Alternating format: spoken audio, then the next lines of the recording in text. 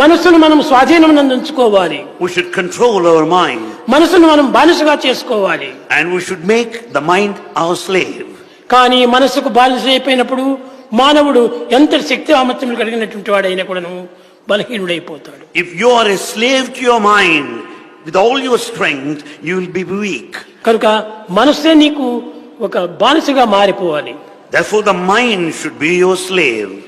మనసు నందున్నటువంటి శక్తి సామర్థ్యములు ఈ ప్రపంచంలో ఏ పదార్థమునందు కూడాను కానరావు. The power and the strength of the mind is not noticed anywhere in this world. అందు నుండి ఏ మానవుని యొక్క మహా విలువలైనటువంటి యొక్క గుణములు ఆవిర్భవిస్తాయి. And there in the mind, the great features, the traits find their origin. మానవుడు ధనమును కోల్పోయినా ఏదో ఒక విధమైనటువంటి శ్రమలు పడి ధనమును సాధించగలడు.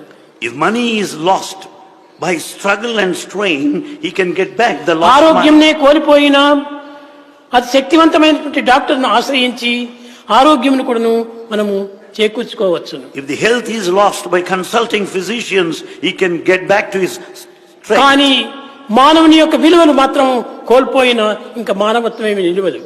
When once the character is gone, the value is gone, human life is a waste.